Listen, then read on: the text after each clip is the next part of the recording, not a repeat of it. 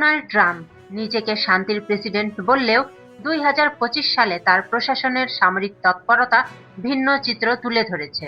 সংঘাত পর্যবেক্ষণ সংস্থা ACLEDর তথ্য অনুযায়ী 20 জানুয়ারি 2025 সালে ক্ষমতা নেওয়ার পর থেকে যুক্তরাষ্ট্র অন্তত 7টি দেশে 622 বার বোমা হামলা চালিয়েছে, সরাসরি বা অংশীদার হয়ে।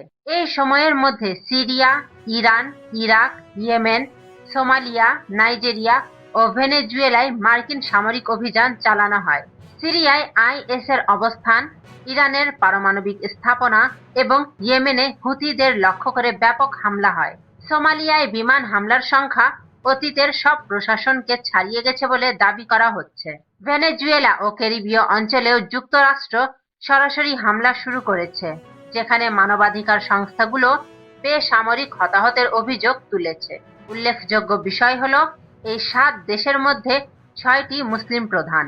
নির্বাচনের আগে বিদেশি যুদ্ধ বন্ধের প্রতিশ্রুতি দিলেও বিশ্লেষকদের মতে 2025 সালের এই সামরিক অভিযানের ধারাবাহিকতায় সেই প্রতিশ্রুতির সঙ্গে স্পষ্ট সাংঘর্ষিক।